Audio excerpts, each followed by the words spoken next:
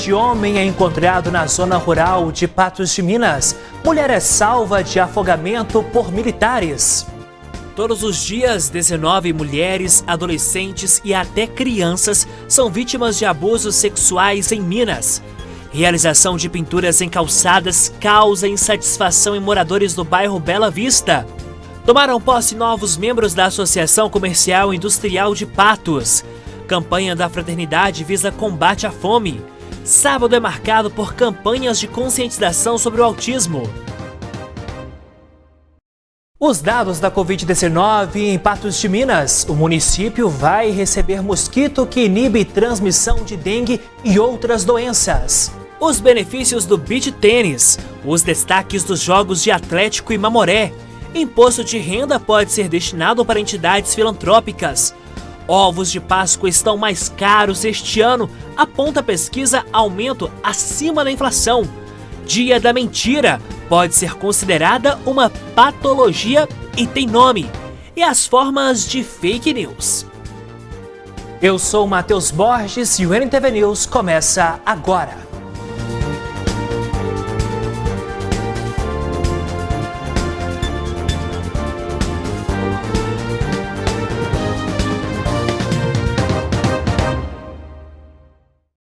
Boa noite. O NTV News de hoje começa com essa história. Uma mulher só não morreu nesta sexta-feira por afogamento porque foi resgatada a tempo por militares. Pois é, no final da tarde, essa senhora de 66 anos, ela foi encontrada dentro da represa conhecida como Represa do Chiquitão. Da represa até a Avenida Jovino Mariano Gomes, como vocês podem ver, o giroflex da Polícia Militar ligado, são cerca de 250 metros. Populares registraram o momento em que a Polícia Militar, juntamente com populares, estavam fazendo resgate dessa senhora. Aqui do meu lado está o Sargento Gabriel, que vai nos contar mais detalhes dessa ação. Sargento, como que chegou essa ocorrência até vocês? Bom, Diego, eu estava em deslocamento para o destacamento PM de Varjão de Minas, né, antes de iniciar o turno. Fui abordado por um transeunte, e esse transeunte aí me informou que, costumeiramente, ele vem para esse local aqui para pescar todo dia após o serviço dele. E que nesse dia ele chegou aqui e visualizou um par de chinelo havaiana rosa e uma sombrinha, um guarda-chuva rosa também. Então ele julgou que tinha alguma criança aqui nas proximidades, ele procurou e não visualizou. Quando ele olhou para a água, ele viu um corpo, né, parte de um corpo, somente a barriga e a face para fora da água. E esse corpo estava totalmente já com a cor esbranquiçada. Ele chamou, esse corpo não respondeu. Assim, então, ele julgou que essa pessoa estava sem vida. Saiu daqui, então, foi em direção ao destacamento PM, né, a nossa fração, para acionar a Polícia Militar. No meio do caminho, ele encontrou comigo e ele pediu esse apoio. Eu acabei de chegar lá na fração, chamei o Elvismar, né, a gente estaria posteriormente escalado durante a noite. Viemos imediatamente até o local. Chegando aqui, nós vimos realmente que era um corpo que estava boiando na água, só que aparentemente, como ele havia dito, sem vida, né? Neste momento, segundo Elvismar, ele agitando a água ainda, o corpo fez um singelo movimento com o braço. E após ele fazer esse singelo movimento com os braços, essa pessoa veio engolir a água, né? Ele virou para o meu lado e acenou gritando que esse corpo ainda estava vivo, né? Imediatamente eu já desci para apoiar ele. Ele aí, não medindo esforço, entrou na água, tirou essa pessoa, trouxe ela até a margem, nós pegamos essa pessoa aqui, ela estava inconsciente, no momento que a gente retirou ela da água, né, utilizando aí de algumas técnicas de extricação, ela veio a vomitar bastante água da represa na gente aqui, mas mesmo assim nós retiramos ela com muita dificuldade, pela distância e pela situação aqui do terreno, é muito mato, é um local íngreme. Levamos ela até a viatura. Após ser resgatada pelos militares, Irani Rosa Dias foi encaminhada para o Centro de Saúde Ana Teodoro Alves, que fica a cerca de 1,5 km do local. Olha, um fato muito marcante para mim foi que quando a gente chegou com ela no hospital, ela ainda vomitando muita água, eles ligaram ela no oxigênio, ela abriu os olhos e olhou para mim e ela disse uma frase que marcou muito, ela falou assim: ó, Deus te ama.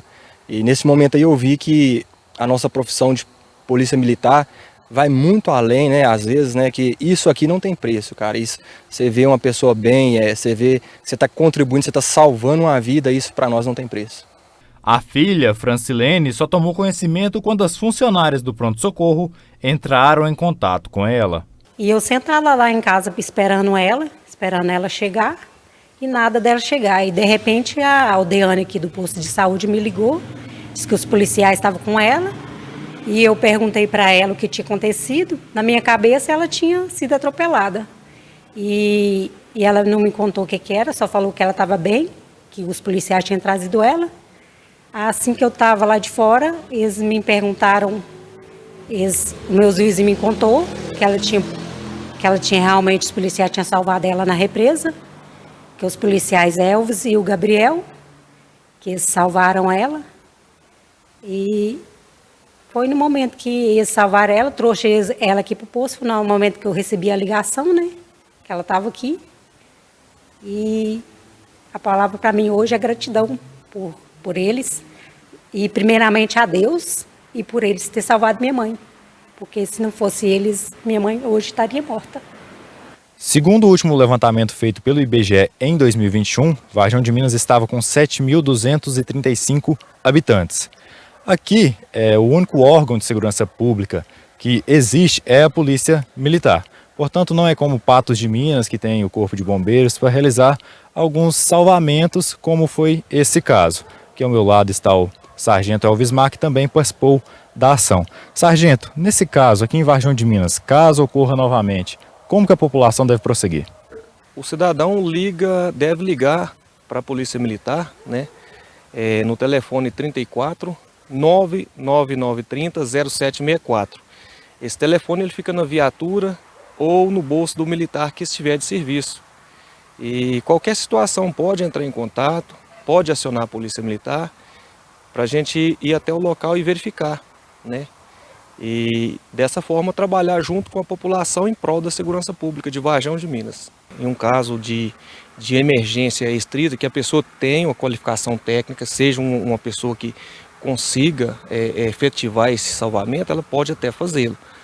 Contudo, se não tiver essa segurança e for uma situação de emergência, entrar em contato com a Polícia Militar o mais rápido possível, para a gente deslocar até o local e ver qual a situação para resolver o problema, para dar o socorro para a pessoa, né, e para a população em geral. Parabéns aos militares pela atitude.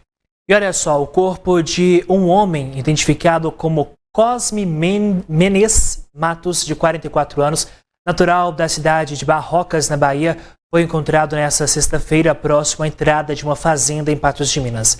Ele foi encontrado por um operador de máquinas. O corpo não havia sinais de violência, o que leva a crer que a morte foi provocada por causas naturais. São números assustadores. Todos os dias, 19 mulheres, adolescentes e até crianças são vítimas de abusos sexuais em Minas. A média leva em conta os estupros e importunações registrados apenas no mês de janeiro. Os dados são da Secretaria Estadual de Justiça e Segurança Pública. E para mudar essa realidade e permitir que as mulheres rompam o silêncio e denunciem, é fundamental garantir um atendimento humanizado, tanto na área de segurança quanto no atendimento à saúde. O levantamento realizado pela Escola de Enfermagem da UFMG utilizou dados da Pesquisa Nacional de Saúde do Escolar, realizada em 2019. Quase 160 mil estudantes de escolas públicas e particulares responderam aos questionários. 14,6% dos alunos afirmaram já ter sofrido algum tipo de violência sexual. O levantamento também demonstrou que as adolescentes de 16 e 17 anos são as mais afetadas. Identificamos que essa violência ela é praticada, né, na maioria das vezes, por parceiros íntimos, né? Então são os namorados, os ficantes, né? Ou então algum familiar próximo. E a outra coisa que acontece muito precocemente, né? Mais da metade dessas meninas sofreram violência antes dos 13 anos, né? O acesso à informação é uma das principais ferramentas para o combate ao abuso sexual. Muitas pessoas só entendem que sofreram algum tipo de abuso anos mais tarde. Isso tem que ser discutido rotineiramente, não só pela família, pela escola, porque as meninas estão sendo abusadas, não têm consciência disso, né? E essa é uma postura, enfim, de enfrentamento. Vamos enfrentar conversando sobre isso e dizendo que isso é abuso sexual e que temos que dar um basta, né? Então, a mulher é dona do seu próprio corpo, né? Então, assim, ela não pode aceitar nenhum tipo de imposição, seja do seu companheiro. Então, todas as relações têm que ser consensuais. Em Minas Gerais, a Secretaria de Educação e a Controladoria Geral do Estado lançaram esse ano um plano de enfrentamento contra a violência sexual. A ideia é capacitar professores e a comunidade sobre a gravidade desse problema. O plano foi avaliado mecanismos, possibilidades de mitigar, de combater esse grave ilícito que ocorre nas nossas escolas, né? Ele é dividido em duas versões, duas vertentes, né? A prevenção, que é uma cartilha, no qual a gente demonstra para a comunidade o que é o assédio, aquele que constrange, né, sexualmente os nossos estudantes, né? A pesquisa também indicou que mais de 6% dos entrevistados já foram vítimas de estupro. Em casos em que a prevenção não é efetiva, é fundamental o acolhimento após a violência. Minas conta com vários hospitais com atendimento referência em casos de abuso sexual. Um deles é o Hospital das Clínicas da UFMG. Todas as pacientes e os pacientes que são atendidos aqui são meninas e mulheres de todas as idades e meninos até 14 anos. Eles chegam, muitas vezes trazidos por outra pessoa, acompanhados, às vezes podem ser trazidos pela polícia, dependendo da situação, mas o nosso atendimento é um atendimento 24 horas, todos os dias da semana. Não só clínico, mas a gente também faz o encaminhamento desses pacientes para a equipe de psiquiatria, de psicologia e do serviço social. Não é obrigatório que seja feito um boletim de ocorrência para que o atendimento seja feito, e isso vale para qualquer unidade de saúde. Mas os serviços de segurança também precisam estar treinados para receber as mulheres que denunciam. Só assim, os culpados serão responsabilizados. É muito importante delegacias de atenção à mulher que sejam, inclusive, lideradas por delegadas mulheres, né? Porque é muito comum e frequente, né, a situação de revitimização, né? Onde elas não são atendidas, acolhidas e saem muito mais destruídas emocionalmente, né? Então, é uma situação muito complexa, né? E que nós temos que avançar muito. No caso da delegacia de polícia, a humanização desse atendimento. E na escola, eu acho que tem que ser feito, na escola e na família, todo um trabalho também de conscientização, né, de informação para que esse ciclo seja interrompido, né? Informar, prevenir, acolher. Essas palavras são preciosas quando se trata de um assunto tão delicado como a violência sexual. Uma violência que deixa marcas muito além das físicas. À medida que o tempo vai passando, a pessoa consegue voltar à vida. Eu gosto muito de dizer que, às vezes, as pessoas que chegam aqui para o nosso atendimento, elas chegam tristes e sem cor. E depois de um tempo, com todo o acompanhamento da equipe, elas passam a ver sentido na vida e a gente percebe que elas já estão mais coloridas novamente.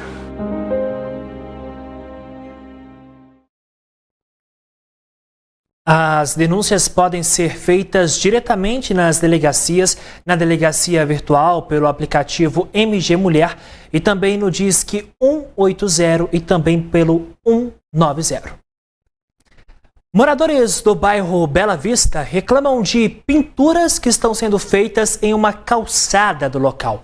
A situação tem causado insatisfação após problemas respiratórios serem registrados. Um serralheiro que realiza pinturas de estruturas metálicas na calçada da rua Antônio Caetano de Menezes, no bairro Bela Vista, tem tirado o sossego dos moradores, que sofrem com a inalação das tintas, que além de problemas respiratórios, provoca náuseas e dores de cabeça. Pela legislação aqui, não é liberado de pintar ao ar livre, não é verdade? Que a tinta é tóxica. Inclusive, minha mãe é muito idosa e assim, eu tenho que levar no médico geralmente por causa geralmente esse cheiro de tinta que é muito forte, sabe? E a frente dele é de lá, nós já falou com ele, já tentou renegociar com ele e ele não tem negócio, ele não tem diálogo com ele. Ele sempre fala que a gente tá errado, sabe? Que ele tem lugar de pintar em qualquer lugar. Um dos moradores que se queixam da situação é o Carlos Roberto, que relata que o serralheiro ainda utiliza a calçada para armazenar os objetos que serão pintados. Inclusive, assim, até é proibido coisa ficar no passeio, igual tá ali, aquela caixa d'água, aquele trem dele ali. A gente sabe disso pela legislação da prefeitura, não é? E aí a gente fala com ele, tenta falar pro dono do imóvel, ele sempre fala que ele não tem a fazer nada. Então assim, nós queremos que as autoridades tomem atitude, não é? Para nós e faz alguma coisa para nós aqui, porque nós não aguentamos cheio de tinta forte. Ele pintar desse jeito aqui, que a tinta ela voa longe. Assim, e ele está de plano a pintar essa caixa aqui do jeito que está aqui. Você viu o liguei que está pintando ali. Então assim, não dá para aguentar o cheiro. Além de prejudicar a saúde, Carlos conta que a tinta também provoca danos às pinturas dos imóveis e veículos. E meu carro, por exemplo, você pode ir lá e passar a mão nele, ele está todo, eles falam, coisado, né? Toda vez tem que pagar para tirar aquilo, então aí é um incomodo muito esquisito, sabe? E sem que o setor industrial é de lá. O setor industrial é na Marabá, ele não é de cá, aqui é residencial. Então assim, o que eu reclamo é isso. Minha reclamação é essa, sabe? Se as autoridades pudessem fazer alguma coisa por nós, né? Insatisfeita com a situação que ocorre há pelo menos 6 anos, Sônia Maria foi a vizinha que procurou a ajuda da reportagem da NTV. Ah não, aqui é direto, sabe? Essas pinturas que ele pinta direto do lado de cá. Então a gente tem hora que a gente tem que fechar até a janela, porque a gente não aguenta, sabe? O mau cheiro. Inclusive a gente já está de idade, já tem problema de pulmão, meu marido também tem, sabe? E aí está muito difícil para nós. A gente já conversei com o proprietário, que é o dono, porque aqui era de aluguel, né? Aí ele falou para mim, não, vocês procuram as providências dos 6. Então eu falei assim, então eu vou procurar, porque você vê, não tem mais recurso para nós, o único recurso é procurar a NTV. Os moradores reforçam que não querem impedir que o serralheiro trabalhe, e sim que ele cumpra as normas e pare de prejudicar os vizinhos, que são obrigados a inalar a tinta quase que diariamente. Nós sabemos que ele tem que trabalhar, só que trabalhar dentro das normas, que todo mundo precisa trabalhar, eu preciso trabalhar, você precisa trabalhar, eu preciso trabalhar. Mas nós temos que respeitar uns aos outros, assim, os direitos do outro também, que eu acho que ele não está respeitando por causa dessa tinta. Procurada, a Prefeitura de Patos de Minas informou que vai averiguar a situação. A seguir aqui no News, tomam posse novos membros da Associação Comercial e Industrial de Patos de Minas. E você vai ver que campanha da fraternidade visa o combate à fome. O NTV News volta depois do intervalo.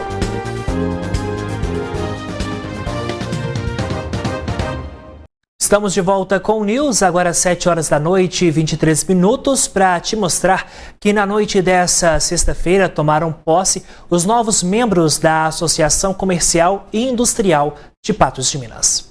A cerimônia de posse da nova diretoria executiva da Cipatos, Associação Comercial e Industrial de Patos de Minas, ocorreu no Centro de Convenções do Fratelli Business Hotel.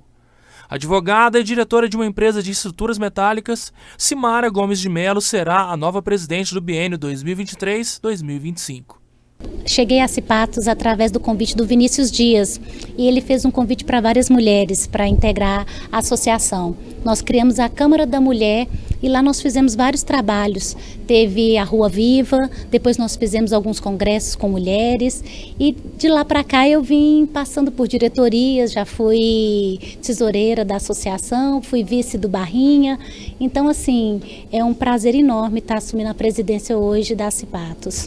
Integrante atuante da Cipatos desde 2017, Simara assume a presidência no lugar do empresário Vinícius de Paula Melo, que comandou a entidade entre os anos de 2021 a 2022. A Simara está com a gente, há bastante tempo já, então todo o contexto da Cipatos vem sendo construído ao longo desse tempo. E chegou a hora dela assumir a presidência, é uma pessoa super capacitada, a gente não tem a menor dúvida que ela é a pessoa certa para assumir no momento.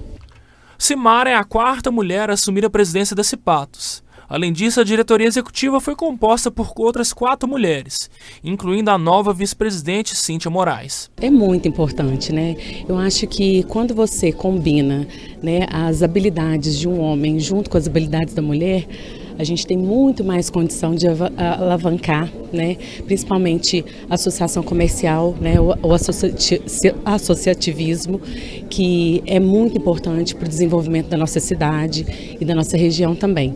Então, acredito sim que a mulher tem um papel super importante para, junto com o homem, né, desenvolver um bom trabalho. Cíntia é do ramo do agronegócio e pretende levar a expertise da área para Cipatos. Tudo que eu vim conquistando, né, dentro da administração, dentro da gestão dos negócios, né, a gente pode sim aplicar dentro da gestão da associação, né? A gente vai trabalhar com todas as ferramentas que sejam importantes, né, para uma boa gestão. Então, é muito importante, né, essa caminhada.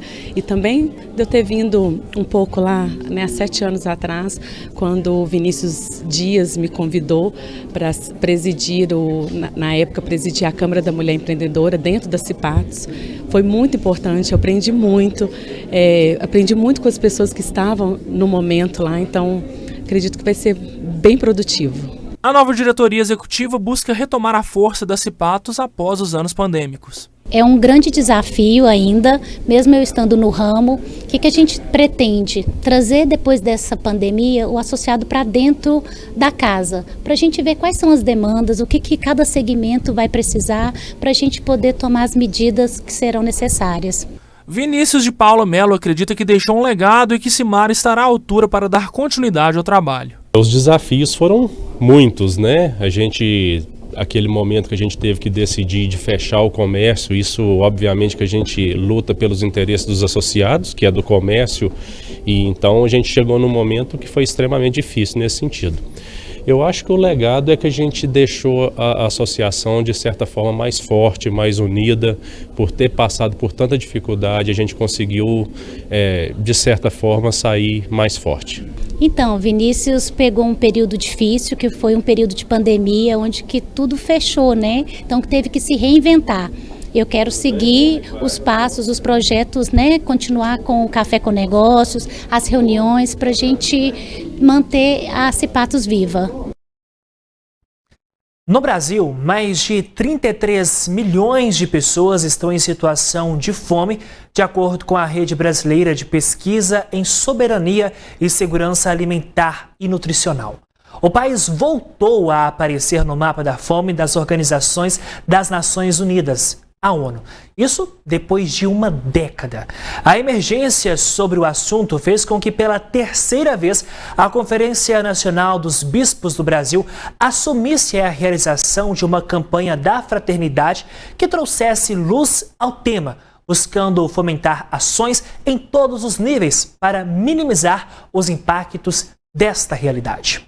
A campanha neste ano traz para reflexão o propósito de conversão, o tema Fraternidade e Fome e o lema bíblico extraído de Mateus 14,16, que diz: dai-lhe vós mesmo de comer.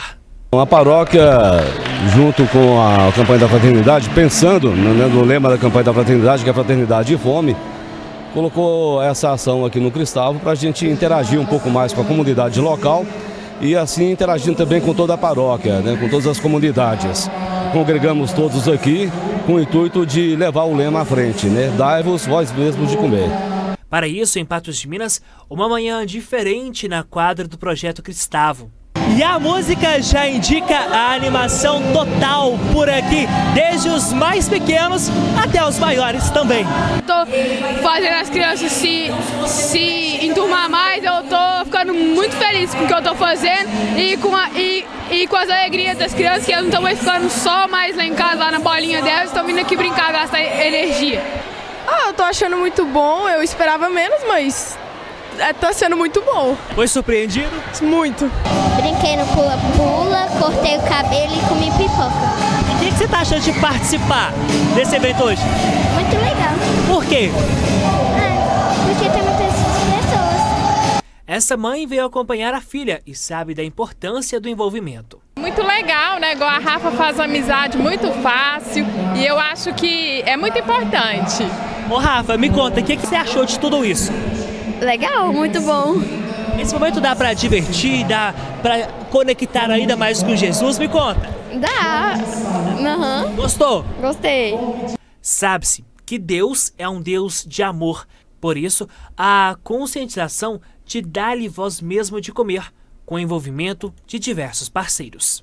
Inclusive também com ações na área, em parceria com o Unipan, né, na área de saúde, na área de beleza e a confraternização em si, né? Porque dai-vos vós mesmos de comer, não é só comida, também tem confraternização, tem brincadeiras, tem lazer, e isso é importante, estar interagindo com todos.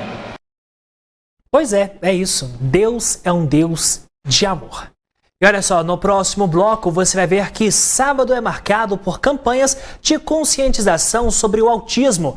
E Patos de Minas receberá mosquito que inibe transmissão de dengue e outras arboviroses. Nós voltamos já.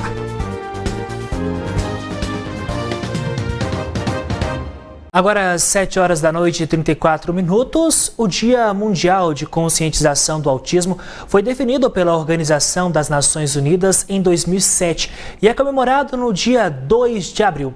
É uma data importante, pois muitas pessoas não compreendem o que é o transtorno do espectro autista, sendo fundamental a propagação de informação de qualidade. E foi sabendo justamente disso que na manhã deste sábado, a Associação Esperança Azul promoveu um evento de conscientização. O Brasil não tem estudos de prevalência de autismo, mas em dados individuais, sabe-se que hoje a Associação Esperança Azul, em Patos de Minas, conta com 400 famílias cadastradas. Hoje nós temos cadastrada na associação 400 famílias. Dessas 400 a gente tem família que tem 2, 3 filhos autistas. E a gente faz um trabalho muito amplo também de apoio aos cuidadores dessas crianças, porque não basta a gente cuidar das crianças, a gente tem que cuidar dos seus cuidadores, porque é muito estressante. Então nós temos que também resguardar esses cuidadores para eles terem mais habilidades, mais condições de atender. E as crianças terem bastantes terapias para elas ter condições de evoluir e cada vez mais conseguir atingir um nível de autonomia, desenvolvimento e produtividade. Aline e Felipe são pais do Noah, de 4 anos. O pai tem na pele a marca do símbolo de conscientização. Então, para mim, ele veio como um presente de Deus, né? Então eu quis eternizar isso como forma de tatuagem. Além deles, diversos pais e voluntários participaram nesse sábado de um movimento para levar informações sobre o transtorno do espectro autista. Eu acho que tem muita gente assim que não sabe, né, a importância da conscientização do autismo. E eu, como mãe dele e professora também, eu acho que é muito importante a gente conscientizar as pessoas, né, que ainda não sabem a respeito, que tem muito preconceito. Então eu acho importante esse dia, né, para isso. Eu acho que começa desde pequeno, né? Eu sou professora, então eu acho que desde pequeno a gente tem que ensinar nossos filhos, né, incluir, acolher, a ter o respeito pelo próximo. Eu acho que isso ajuda muito, já desde pequenininho até grande, eu acho que isso inclui muito. E essa é uma causa que o Grupo NTV de Comunicação, a NTV, o Patos Já e a nossa FM apoia. E olha, por falar em apoio, durante todo esse mês, diversos parceiros se uniram para uma programação voltada para a conscientização do autismo. Amanhã terá a celebração da Santa Missa, às 18 horas na Catedral. Será uma missa especial para os autistas, então vai ter toda uma ambientalização. O som vai estar um pouco mais baixo, as luzes vão estar um pouco mais fracas, né, para o autista conseguir ficar no recinto, né, durante a celebração. Na segunda-feira nós teremos a palestra com o Dr. Flávio, lá no Bloco N do Unipan. Todas as vagas foram preenchidas, então mostra que as pessoas estão com interesse no tema, né, querem participar. No dia 9 nós teremos um culto evangélico. No dia 15 nós teremos sessão de cinema aqui no Cinemais. No dia 16 nós teremos um evento no Arena Marabá com as crianças. Então será um mês com bastante programação para os autistas. Agora vamos aos dados da Covid-19. O Brasil tem 37.258.663 casos confirmados e 700.239 óbitos registrados. Os dados são referentes ao início da pandemia. Os dados acumulados, então, desde o primeiro dia de pandemia no Brasil. Vamos agora, então, com os números da Covid-19 em Patos de Minas. Os dados por meio do painel Coronavírus, o site abastecido pela Prefeitura. Olha só, segundo os dados deste sábado, nós temos 2 pessoas de Patos de Minas que estão internadas em leitos clínicos e não há nenhum patense em leito de UTI. São 19 pessoas se recuperando em casa, 627 óbitos. O último óbito registrado aconteceu no dia 22 de março. Trata-se de um homem de 68 anos de idade. Patos de Minas também conta com pessoas internadas de outros municípios. São 3 pessoas de outras cidades internadas em Patos, em leitos clínicos, e não há nenhuma em leito de UTI. E olha só, pessoas com comorbidades foram incluídas nos grupos considerados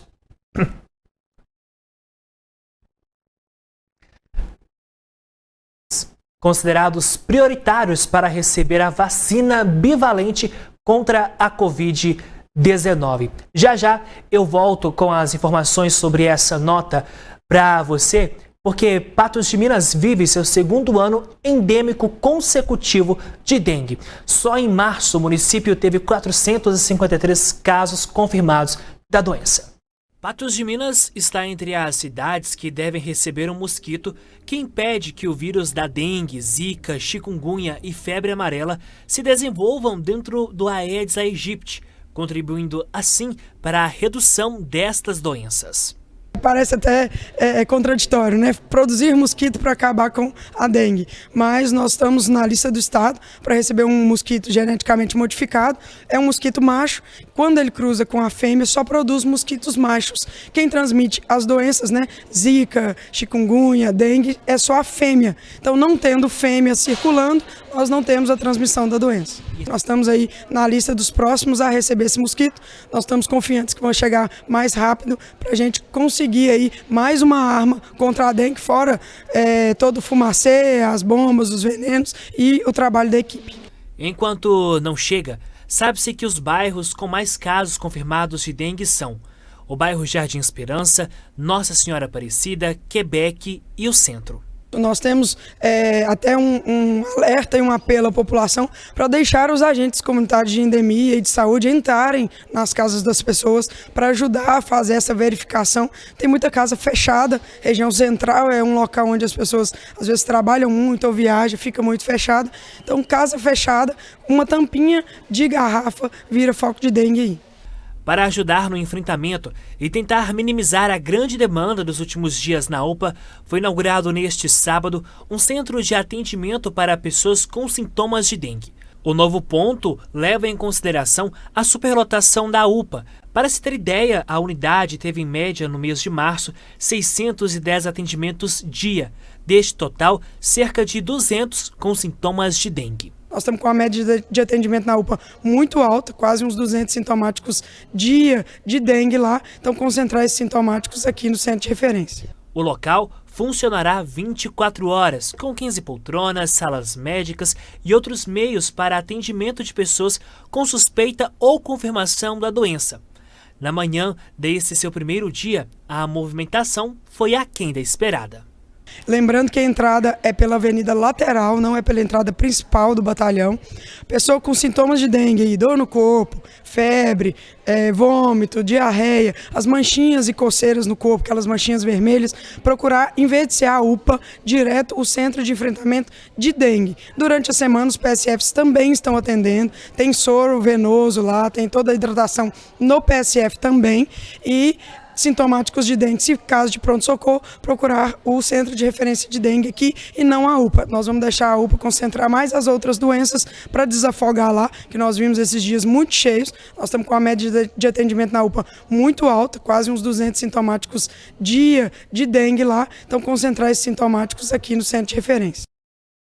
Pois é, o primeiro passo foi dado. A secretária de Saúde criou então esse anexo. Agora cabe então que essa informação chegue a todas as pessoas para que elas possam ser encaminhadas diretamente para esse anexo ao 15º Batalhão de Polícia Militar. E a entrada, gente, ela fica na lateral do batalhão. Bom, agora sim a gente volta a falar de Covid-19 porque pessoas com comorbidades foram incluídas nos grupos considerados prioritários para receber a vacina bivalente contra a Covid-19.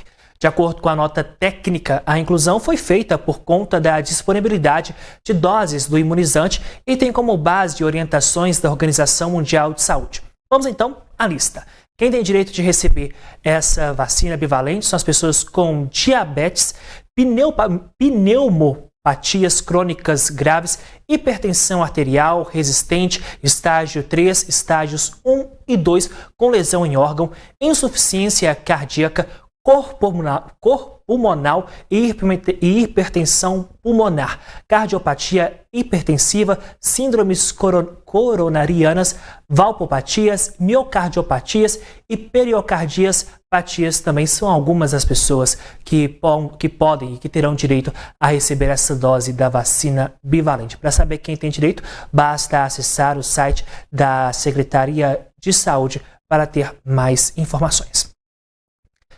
Daqui a pouco aqui no News, os destaques dos jogos do Atlético e Mamoré e os benefícios do beach tênis. Nós voltamos já.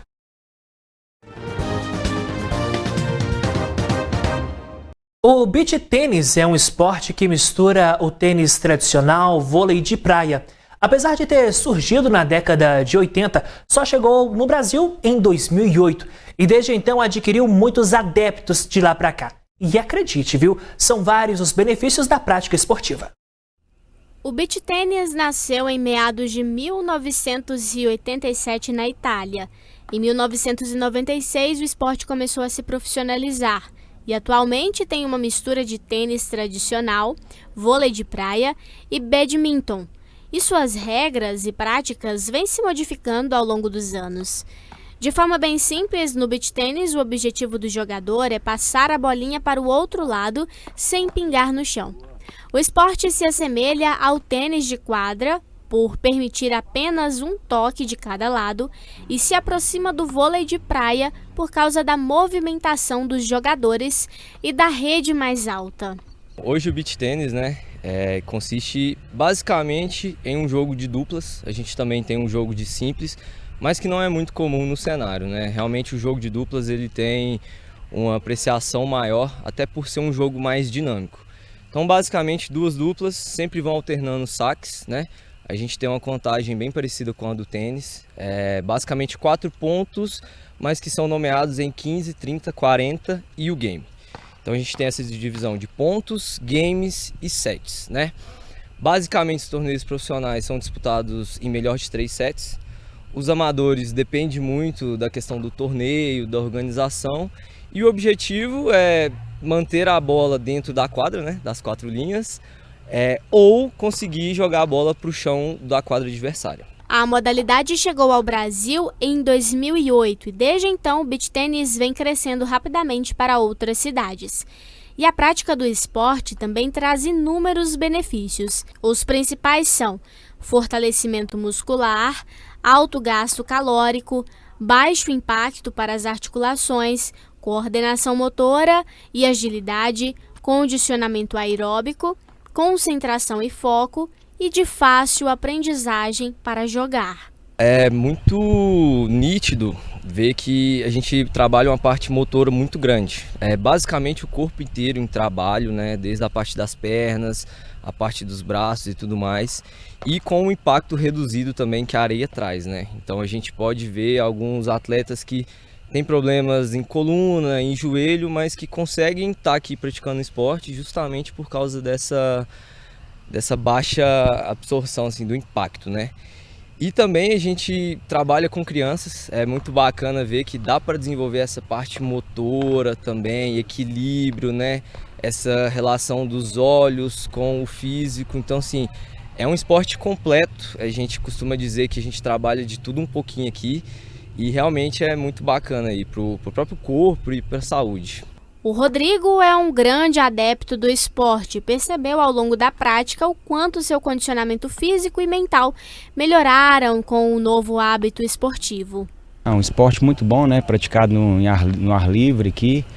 Trouxe vários benefícios para a minha vida aí, que eu levava uma vida sedentária. E aqui é liando com areia, estilo como a gente estivesse numa praia aqui. É muito divertido aqui, é muito dinâmico, a gente corre muito, o corpo agora está nota 10. Depois de abrir por 2-0 no placar na tarde deste sábado, com um gol marcado nos primeiros minutos de bola rolando e ficar bem perto do título estadual, o Galo viu o Coelho empatar e arrancou um gol salvador de Hulk no último lance do jogo. O placar final foi de 3 para o Atlético e 2 para o América. Esse jogo foi o jogo de ida. No próximo sábado acontece a final do Campeonato Mineiro. Por falar em futebol, o Mamoré enfrentou neste sábado o Santa Cruz, equipe de Lagoa Formosa, pelas quartas de final da Copa Amapá no estádio Bernardo Rubinger. A equipe esmeraldina foi derrotada por 1-0. Mamoré e Santa Cruz de Lagoa Formosa voltaram a se enfrentar pela Copa Amapá de futebol. Na última vez, jogando também no Bernardo Rubinger de Queiroz, o Santa Cruz aplicou 3-2. Dessa vez a partida foi pouco movimentada no início. O primeiro gol aconteceu no finalzinho da primeira etapa, já aos 45 minutos, e foi da equipe visitante. Após troca de passes no meio de campo, a bola sobrou para Joubert, que cruzou para Leandrinho, que livre empurrou para o fundo das redes. 1-0. O jogo ficou disputado lance a lance no segundo tempo. Aos 24 minutos, após erro do zagueiro da equipe do Mamoré, o camisa número 10 Joubert do Santa Cruz desperdiça o que até então era a melhor oportunidade do segundo tempo. A equipe do Mamoré respondeu logo aos 28 minutos. Após cruzamento para Ian Roger, ele finaliza para a defesa do goleiro. A bola continuou um bate-rebate e o Mamoré ainda teve mais oportunidades, porém não conseguiu marcar.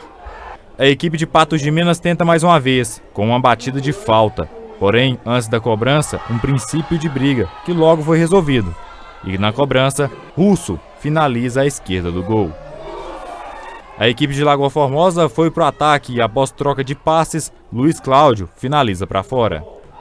O jogo da volta será realizado somente no dia 15 em Lagoa Formosa. O Santa Cruz se classifica caso termine empatado. O Mamoré precisa vencer por 1 gol de diferença para ir para a prorrogação e 2 para a classificação direto.